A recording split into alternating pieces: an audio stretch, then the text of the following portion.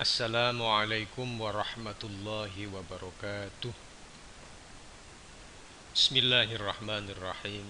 Alhamdulillah. Assalatu wassalamu ala rasulillah Sayyidina Muhammadin wa ala alihi wa sahbihi wa mawalah. Amma ba'du. Anak-anakku yang Pak Guru banggakan, puji syukur Alhamdulillah kita masih bisa belajar meskipun dalam kondisi berjarak, kita berjauhan. Namun demikian tidak mengurangi semangat kita untuk menambah ilmu. Kali ini kita sudah masuk pada bab kedua, dan ini adalah kegiatan kedua untuk bahasa Arab kelas 8. Baik, sebelum kita mulai belajar kita, mari kita awali dengan berdoa kepada Allah. Mudah-mudahan ilmu yang kita dapat adalah ilmu yang bermanfaat.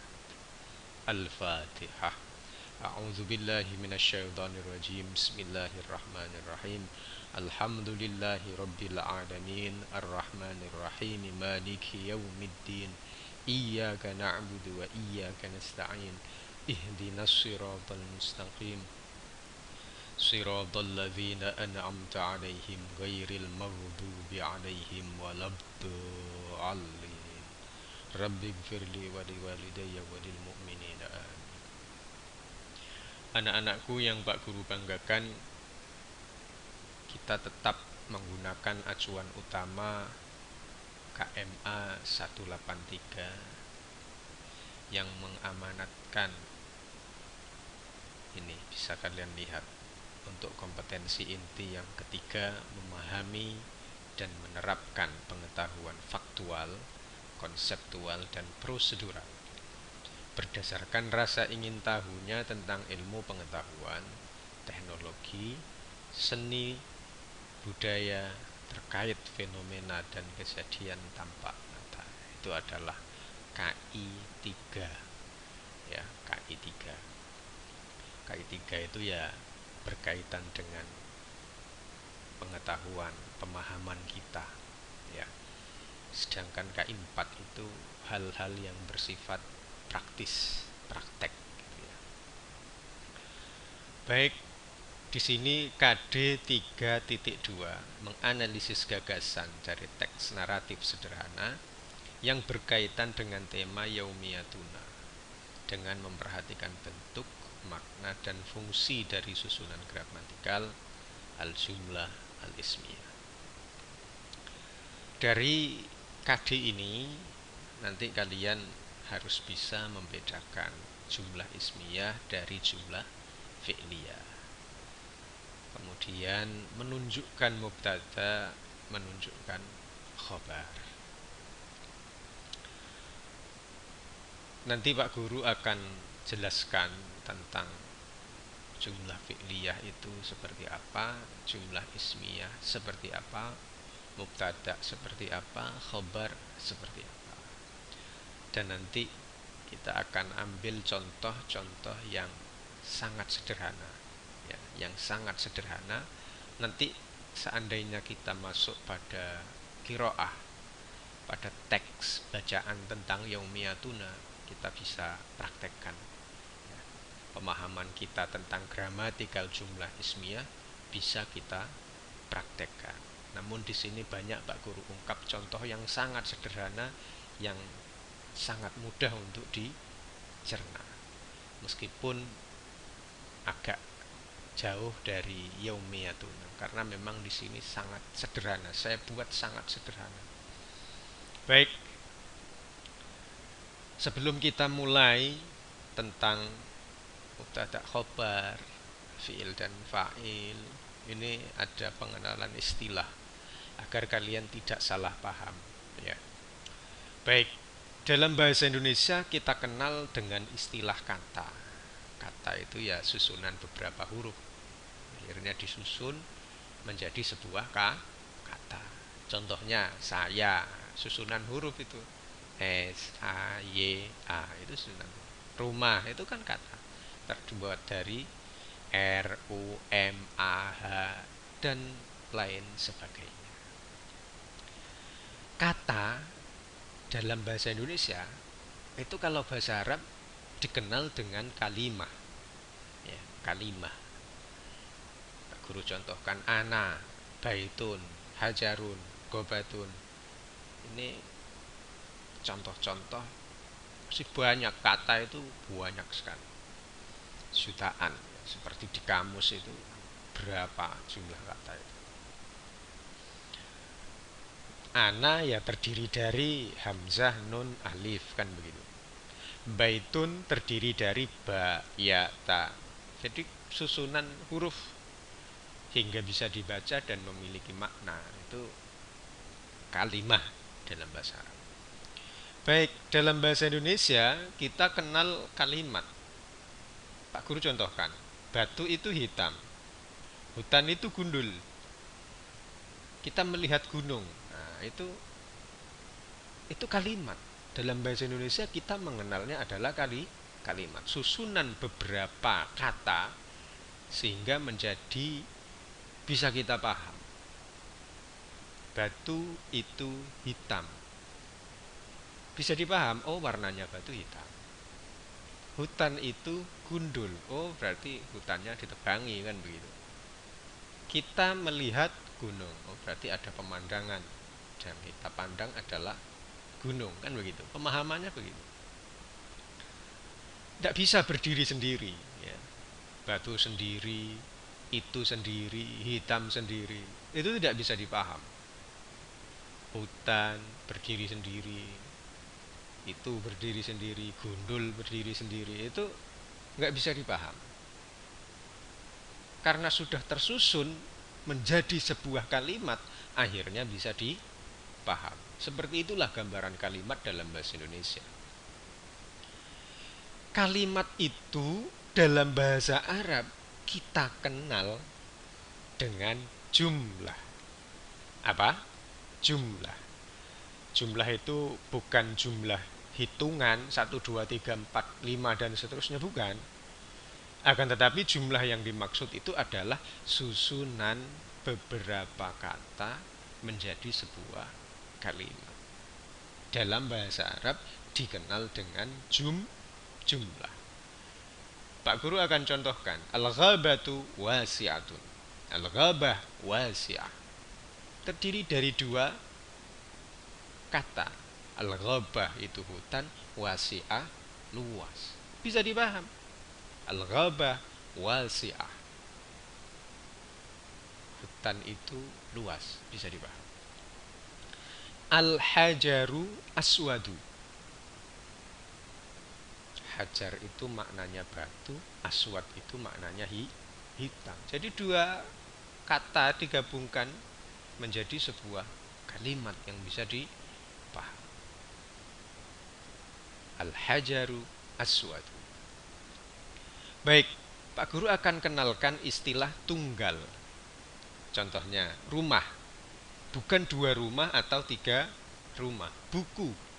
Itu bukan 2 buku atau 3 buku. Dan masih banyak lainnya yang bisa kita contohkan dalam bahasa Indonesia tentang makna tunggal. Makna tunggal ini di dalam bahasa Arab itu istilahnya mufrad. Ya, mufrad. Pak Guru akan contohkan. Baitun itu satu rumah, mufrad. Baitani itu 2 rumah, bukan lagi disebut mufrad, akan tetapi musanna, 2. Buyutun maknanya 3 rumah lebih, 3 rumah, 4 rumah, 5 rumah dan lain sebagainya. Itu buyut. Itu bukan mufrad, akan tetapi jamak. Lah itu. Nanti kalian akan tahu beberapa perbedaan mufrad kemudian bukan mufrad. Nah, itu ada perbedaan. Kalau mufrad itu maknanya tunggal, iya. Kalau mufrad itu bukan tasniyah, iya. Kalau mufrad itu jamak bukan jamak, iya. Ya. mufrad itu bukan jamak, iya memang seperti itu. Kalau dia berdiri sendiri. Itu catatannya begitu. Catatannya harus berdiri sendiri. Kalau tergabung dalam sebuah kalimat, pemaknaan mufrad itu lain lagi. Memahami mufrad lain lagi. Baik, setelah pengenalan istilah ini kita sampaikan. Berikutnya di sini pembagian kalimat atau jumlah. Nah, masih ingat ya, kalimat itu kalau dalam bahasa Indonesia. Jumlah itu dalam bahasa Arab. Kalimat itu susunan kata-kata menjadi sebuah kalimat yang bisa dipaham. Sama, jumlah itu juga susunan kalimat menjadi sebuah jumlah yang bisa dipaham.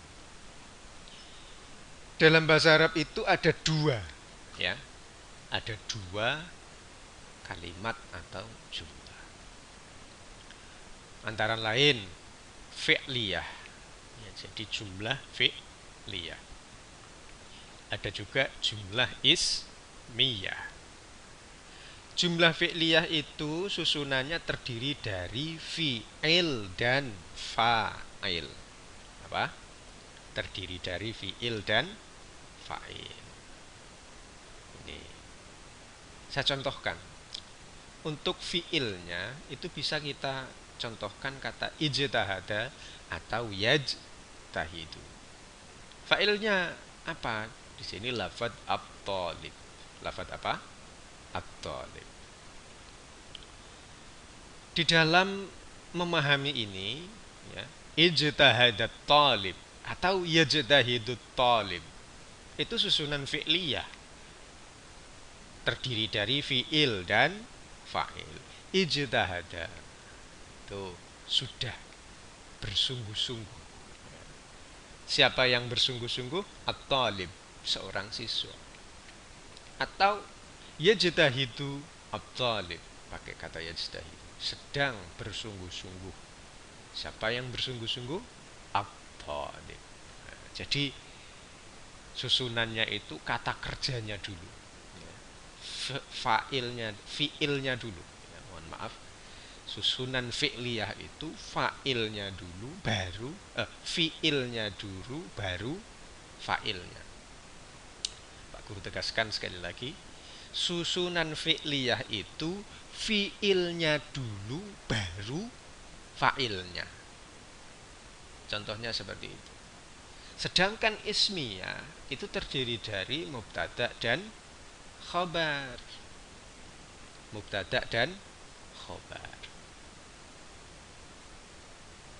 Pak Guru akan contohkan, masih menggunakan kata at-talib. Masih menggunakan kata at-talib. Kemudian khobarnya berasal dari kata yang sama, ijtahada. Boleh mujtahidun, boleh yajtahidu, boleh ijtahada. Sehingga boleh bisa menjadi contoh at-talib mujtahidu. Itu mubtada khobar. At-talib ijtahada, itu juga mubtada khabar. At-talib yajtahidu, itu juga mubtada khabar. Jadi yang paling mendekati dengan susunan bahasa Indonesia, ya, itu adalah jumlah ismiyah ini. Subjeknya didahulukan. Sedangkan fi'liyah itu subjeknya diletakkan setelah kata kerjanya. Hanya membolak-balik itu saja. Baik, dari bagan ini, ya, kita akan fokus pada jumlah ismiyah. Jumlah apa? Ismiyah. Ada dua sama, ya, susunannya ada mubtada, ada khobar. Mubtada itu isim ma'rifah dan dibaca rofa. Sedangkan khobar, ya, ada yang mufrad, ada yang ghairu mufrad. Kalau yang mufrad ya sudah satu, tunggal seperti tadi, mujtahidun. Itu tunggal. At-talib mujtahidun. Itu khobarnya tunggal. Kemudian ada yang ghairu mufrad. Ghairu mufrad ini setidaknya ada 4 yang paling sering muncul. Pertama, jumlah ismiyah itu sendiri. Yang kedua, jumlah fi'liyah. Yang ketiga, jar majrur. Yang keempat, syibhul jumlah. Ya. Baik, dari bagian ini pula kita akan fokus lagi menjadi mubtada yang terbentuk dari isim ma'rifah, bukan nakirah. Pak Guru akan sampaikan bahwa isim ma'rifah itu adalah isim kata benda yang memiliki makna khusus tertentu, bukan yang lain. Ya. Sekali lagi, isim ma'rifah itu adalah kata benda yang memiliki makna tertentu khusus. Ada 6 ya, isim ma'rifah itu ada 6. Tapi di slide pertama ini Pak Guru hadirkan 3 dulu ya. Yang pertama, isim alam. Isim alam itu ya nama yang ada di alam ini. Nama orang, Ahmad, Muhammad, Ali. Nah, itu nama orang. Itu masuk dalam kategori isim alam. Nama gunung, Semeru, Raung, Merapi, Galunggung, Argopuro. Nah, itu semuanya adalah nama gunung. Kalau kita sebutkan Raung misalnya, berarti bukan gunung Argopuro atau bukan gunung Semeru, tapi Raung, gunung Raung, kan begitu. Atau sebaliknya, kita sebutkan Argopuro, oh berarti yang dimaksud itu adalah gunung Argopuro, bukan gunung Raung atau bukan gunung Semeru. Itu namanya isim alam. Isim alam itu adalah bagian dari isim ma'rifah. Isim ma'rifah itu adalah kata benda yang memiliki makna khusus, bukan umum. Baik, yang masuk dalam kategori isim ma'rifah lagi itu adalah kata benda yang didahului oleh alif dan lam. Pak Guru contohkan. Baitun. Itu umum. Baitun maknanya rumah.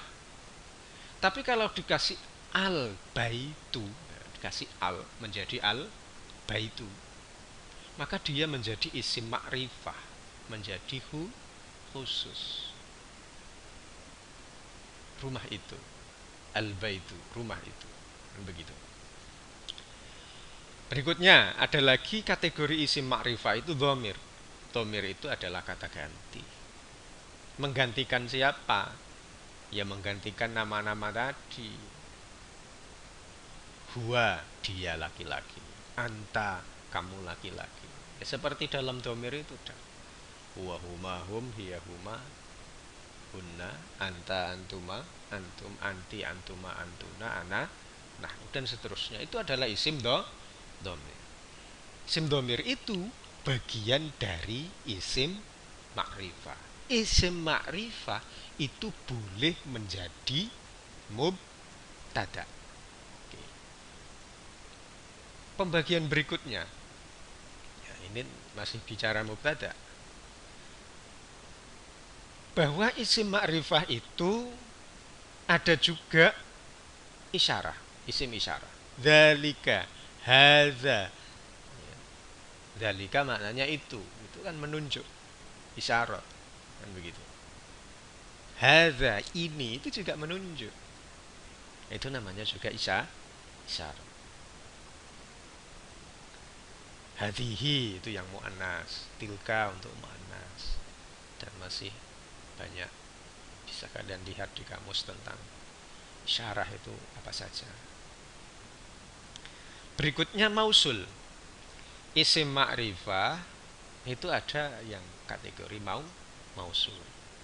Bisa kalian lihat allazi, allazina. Kalau dalam surat Al-Baqarah itu di awal-awal itu Hudal lil muttaqin. Allazina yu'minuna. Nah, di situ ada allazina. Itu berarti mausul. Mausul itu boleh menjadi mubtada. Karena apa? Karena isim ma'rifah.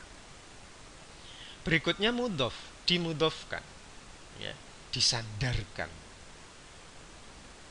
Tadi ada kata baitun, kemudian menjadi al baitu, dikasih al, akhirnya menjadi ma'rifah. Ternyata kata baitun itu bisa menjadi isim ma'rifah ketika dia disandarkan. Pak Guru contohkan. Baitun disandarkan kepada Ahmad, sehingga menjadi baitu Ahmad. Rumahnya Ahmad. Bukan rumahnya Ali, bukan rumahnya Aisyah, bukan rumahnya Zainab, kan begitu. Artinya apa? Ketika kata baitun yang memiliki makna umum disandarkan, digandengkan dengan nama orang, misalnya, maka yang seperti itu akan menjadi isim ma'rifah. Dan isim ma'rifah itu boleh menjadi mubtada. Oke, kita lanjutkan. Mubtada itu rofa. Ya, tadi ada kriteria memang. Mubtada itu isim ma'rifah, kemudian dibaca rofa. Rofa itu adalah tanda akhir, ya, tanda akhir sebuah kata. Rofa itu ada 4 tanda. Ada 4 tanda. Ada dhammah, ada alif, ada wawu, ada nun. Ya. Pak Guru contohkan kalau dhammah. Al-kitabu jadidun. Mubtada'nya adalah al-kitabu. Dibaca rofa. Tanda rofanya apa? Dhammah. Sehingga tidak boleh kita katakan al-kitaba jadidun. Tidak boleh. Harus al-kitabu. Kenapa? Karena al-kitabu itu adalah mubtada. Dan kriteria mubtada itu huruf akhirnya itu dengan apa? Rofa. Ya, dibaca rofa. Salah satu tanda rofa adalah dhammah. Gitu ya. Berikutnya, ada yang menggunakan alif. Tanda rofa itu ada yang menggunakan alif. Al-kitabani jadidani. Nah, di sini Pak Guru tunjukkan. Al-kitabani adalah mubtada. Jadidani adalah khabarnya. Al-kitabani, 2 buku. Itu menjadi mubtada. Kriterianya sudah masuk. Sudah isim ma'rifat, ma'rifahnya dengan pakai al. Rofaknya dengan menggunakan alif. Yang mana alifnya? Itu al-kitabani. Ada tanda alif sebelum nun. Itu ada alif. Alif disitulah menjadi tanda rofa. Rofa itu merupakan kriteria mubtada. Baik. Setelah alif, ya, tanda rofa itu bisa menggunakan wawu. Bisa menggunakan apa? Wawu. Pak Guru contohkan. Al-mu'minuna salihuna. Di sini bisa kalian lihat kata al-mu'minuna. Tanda rofaknya menggunakan wawu. Wawunya letaknya di mana? Sebelum nun. Sama seperti yang atas al-kitabani. Al-kitabani juga alif tanda rofak terletak sebelum nun. Al-mu'minuna tanda rofaknya wawu terletak sebelum nun. Kan begitu. Berikutnya ini nun. Nah, nun ini merupakan tanda rofa. At-talamidu yarji'una. Ada pada kata yarji'una. itu adalah tanda rofa. Tapi kata yarji'una itu bukan mubtada, dia adalah khabar jumlah. Nanti akan ada pembahasan lagi. Itulah kriteria mubtada. Satunya mesti dibaca, mesti terbuat dari isim ma'rifah, kemudian dibaca rofa. Ma'rifahnya tadi sudah ada 6 kriteria, ya. Sekarang rofa ini ada 4 kriteria. Baik. Setelah kita selesaikan mubtada, kita masuk pada khabar. Khabar mufrad, ya. Berarti satu kata. Artinya mufrad itu satu kata. Meskipun dalam prakteknya di sini memiliki makna bisa jamak, bisa musanna, akan tetapi yang dimaksud mufrad ketika ada susunan mubtada dan khabar itu adalah satu kata, bukan makna kata satu. Baik, khabar mufrad itu ya dibaca rofa, sama seperti sebelumnya. Mubtada itu juga dibaca rofa. Yang kedua, nakiroh, bukan ma'rifah. Nah, kalau ma'rifah tadi adalah isim yang memiliki makna khusus. Sedangkan nakiroh itu kebalikannya. Kebalikan dari ma'rifah. Sehingga kalau ditanya sederhana saja, isim ma'rifat itu apa saja? Apa? Isim yang bukan nakiroh itu sudah boleh. Menjawab seperti itu boleh.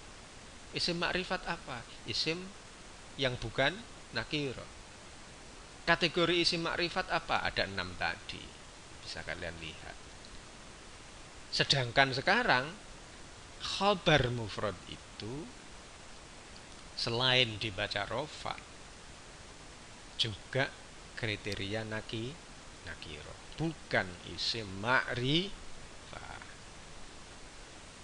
Sama kriterianya rofa, tetap ada 4 ini. Ada dhammah, ada alif, ada wawu, ada nun. Al-kitabu jadidun. Kata jadid itu akhirnya pakai dhammah. Itu dibaca rofa. Jadid itu nakiro. Jadid itu nakiro, bukan ma'rifah. Berikutnya rofa dengan alif.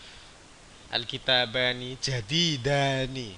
Kata jadidani itu adalah khobar mufrad, meskipun pemaknaannya adalah 2 hal yang baru. Kan 2. Akan tetapi ketika berhadapan, bersambung, didahului oleh mubtada, kata al-kitabu jadidani, maka jadidani itu menjadi khobar mufrad, meskipun pemaknaannya adalah 2 hal yang baru. Al-kitabani jadidani. 2 kitab ini adalah 2 hal yang baru. Kalau mau lengkap begitu, kan 2. Tapi tetap dia harus diposisikan sebagai khobar mufrad. Berikutnya, setelah alif ada wawu. Masih sama, al-mu'minuna sholihuna. Al-mu'minuna itu mubtada, sholihuna adalah khobar. Tandanya adalah wawu. Ya, tandanya adalah wawu. Sebab selain kata sholihuna, di satu sisi kita boleh mengatakan sholihina satu ketika. Tapi kalau dalam hal mubtada khobar mesti pakai sholihuna. Tandanya adalah wawu, letaknya sebelum nun. Baik, kita lanjutkan. Nun. At-talamidu yarji'una. Nun yang belakang kata yarji'una itu boleh dibuang. Kalau dia ada di satu kata sebagai tanda rafa, kalau dibuang berarti bukan tanda rafa. Kalau dibuang itu bukan tanda rafa, tandanya i'rab yang lain. Begitu. Sekarang kita masuk khobar gairu mufrad, bukan khobar tunggal. Khobar gairu mufrad, bukan khobar tunggal. Di sini ada 4 kriteria. Pertama, ismiyah, fi'liyah, jar majrur, syibhul jumlah. Ismiyah misalnya, Pak Guru contohkan, Muhammad kitabuhu jadidun. Muhammad itu adalah mubtada. Khabarnya mana? Kitabuhu jadidun. Sedangkan khobarnya itu terdiri dari mubtada dan khobar. Muhammadun kitabuhu jadidun. Muhammad itu mubtada, kitabuhu jadidun adalah khobar. Khobarnya khobar ghairu mufrad, kategori ismiyah, karena kitabuhu jadidun adalah mubtada dan khobar, ya, tumpuk-tumpuk. Sehingga kalau dimaknai Muhammad itu, ya, Muhammad itu bukunya baru. Nah, gitu. Muhammad itu bukunya baru. Kita coba bandingkan dengan yang fi'liyah, artinya dengan menggunakan kata kerja. Muhammad yasqutu kitabuhu. Muhammad yasqutu kitabuhu. Muhammad itu mubtada. Yasqutu kitabuhu adalah khobar. Khobarnya terdiri dari fi'il dan fa'il, maka termasuk kategori fi'liyah. Kita artikan, Muhammad yasqutu kitabuhu. Muhammad itu bukunya jatuh. Nah, itu. Bukunya jatuh. Tapi di sini strukturnya adalah yasqutu, terdiri dari fi'il, sedangkan fa'ilnya adalah kitabuhu. Muhammad yasqutu kitabuhu. Muhammad itu bukunya jatuh. Kalau secara detail, Muhammad yasqutu jatuh, kitabuhu bukunya, kan begitu. Berbeda dengan Muhammad kitabuhu jadi itu. Muhammad bukunya baru. Muhammad jatuh bukunya. Nah, begitu. Berikutnya ada jar majrur, kategori khabar ghairu mufrad. Itu ada jar majrur. Muhammad fil fasli. Mudah sekali kalau ini. Muhammad itu mubtada, fil fasli adalah jar majrur. Jar majrur itu apa? Huruf jar. Huruf jar itu apa? Huruf yang kalau diletakkan di depan kata benda, kalimah isim, maka isim tersebut berharokat kasroh. Biasanya berharokat kasroh, atau tandanya selain kasroh itu ada, yaitu berupa ya. Itu adalah tanda jar. Fi adalah jar, huruf yang mengejarkan. Al-fasli adalah majrur, huruf yang dijarkan. Fi itu memiliki fungsi memberi perubahan harokat kasroh, sedangkan al-fasli itu adalah akibat perubahan di depannya ada fi, ada kasrohnya. Berikutnya setelah jar majrur ada syibhul jumlah. Syibhul jumlah itu menyerupai jumlah, menyerupai ismiyah atau fi'liyah. Namanya saja menyerupai. Sebenarnya tidak sama, tapi serupa. Contohnya, Muhammadun khalfa abihi. Muhammad itu berada di belakang ayahnya. Itu kan menyerupai jumlah. Menyerupai apa? Jumlah. Kita bandingkan coba. Muhammadun kitabuhu jadidun. Muhammadun yaskutu kitabuhu. Muhammadun khalfa abihi. Kan hampir sama. Terdiri dari dua kata khobarnya. Namun dia bukan ismiyah, juga bukan fi'liyah. Akan tetapi syibhul jumlah, menyerupai jumlah fi'liyah atau ismiyah. Lagi syibhul jumlah itu kategorinya ada yang tadi mudhof ilaih, idhofah. Hadza kitabu Muhammadin. Hadza itu adalah mubtada, khabarnya adalah kitabu Muhammadin, bukunya Muhammad. Ini adalah bukunya Muhammad. Itu menyerupai jumlah. Kitabu Muhammadin itu menyerupai jumlah. Tapi bukan jumlah ismiyah, bukan jumlah fi'liyah. Yang menjadi catatan penting lagi adalah mubtada dan khobar itu harus sesuai. Kesesuaian mubtada dan khobar itu terletak di mana? Satu, dalam hal rofa. Kalau dhammah ya sama dhammah, al-kitabu jadidun, sama-sama dhammah.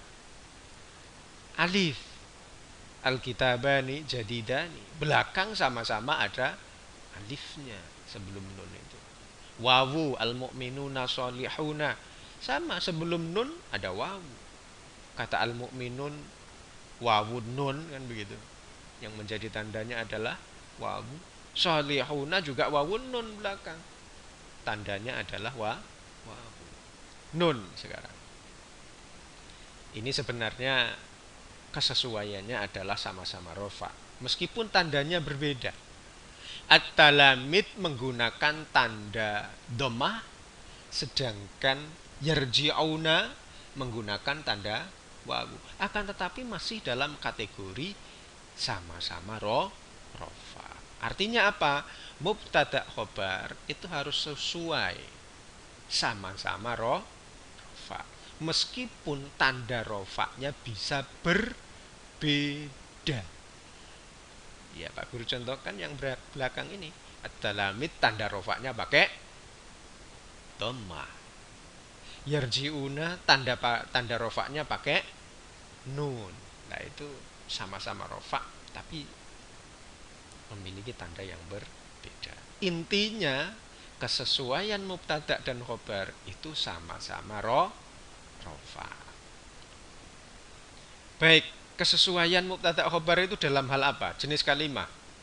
Mubtada dan khobar itu harus sama-sama mudzakkar atau sama-sama muannas. Aliyun talibun. Ali itu kan mudzakkar. Talibun juga mudzakkar. Sama-sama muannas bagaimana contohnya? Fatimatu talibatu. Fatimah itu muannas, talibah juga muannas. Intinya kesesuaian mubtada dan khobar itu sama-sama mudzakkar atau sama-sama muannas. Nah, kategorinya sudah dapat dua ini. Sesuai dalam hal rofa seperti barusan kita jelaskan slide sebelumnya.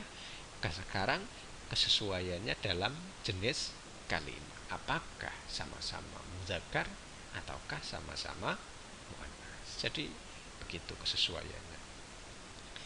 Kesesuaian berikutnya itu ada pada hitungan.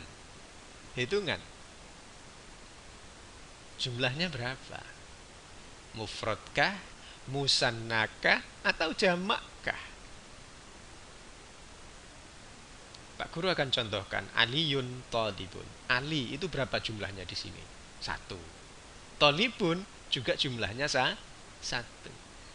Aliyun talibun. Ali adalah seorang murid. Fatimatu talibatun. Fatimah itu seorang murid. Kan satu. Berbeda kalau musanna, kita contohkan Muhammadun wa Aliyun talibani. Muhammad dan Ali itu dua orang murid. Zainab wa Fatimah talibatan. Zainab dan Fatimah itu dua orang murid. Kan sudah sesuai. Sama-sama musanna, memiliki makna dua. Muhammad wa Ali dua orang. Zainab wa Fatimah dua orang. Talibani, talibatani juga memaknai, juga bisa juga dimaknai apa? Dua orang murid. Baik, kesesuaian berikutnya dalam jamak. Artinya sama-sama jamak. Jamak itu tiga ke atas. Hamzah wa Muhammad wa Ali talibuna. Kan tiga orang. Berarti jamak. Maka khobarnya juga harus jamak. Talibuna merupakan jamak dari talib. Talibun, talibani, talibuna. Boleh tulabun. Itu jamak taksir namanya. Berikutnya, Aisyah wa Zainab wa Fatimah talibatun. Talibatun, talibatani, talibatun. Nah, itu jamaknya. Aisyah, Zainab, Fatimah, tiga orang jamak. Maka khobarnya adalah jamak. Baik, mari kita coba bandingkan antara fi'liyah dan ismiyah. Ini yang dalam bentuk jumlah. Kalau di sini ada contoh at-talib yartadi malabisal madrasah. At-talib seorang siswa. Yartadi memakai seragam, ya, memakai baju. Malabisal madrasati seragam sekolah. At-talib siswa itu kan didahulukan. Baru kata kerjanya yartadi. Ini mirip dengan struktur bahasa Indonesia. Siswa itu memakai baju seragam sekolah. Kita bandingkan jumlah fi'liyahnya. Yartadid talib malabisal madrasah. Kata kerjanya itu berada di depan. Baru talib. Itu jumlah fi'liyah. Berikutnya, kalau misalnya ada contoh Ahmad ya'malul wajibal manziliyah. Ahmad mengerjakan PR. Ya'malu mengerjakan. Ahmad ya'malu al-wajibal manziliyah. Ahmad mengerjakan PR. Namun kata ya'malu boleh didahulukan. Ya'malu Ahmad al-wajibal manziliyah. Kata kerjanya didahulukan. Baru Ahmadnya. Itu kalau kita menggunakan struktur fi'liyah. Jumlah fi'liyah. La'bu kurratil qadami yantahil an. Permainan sepak bola berakhir sekarang. Kata yantahi di situ adalah kata kerja.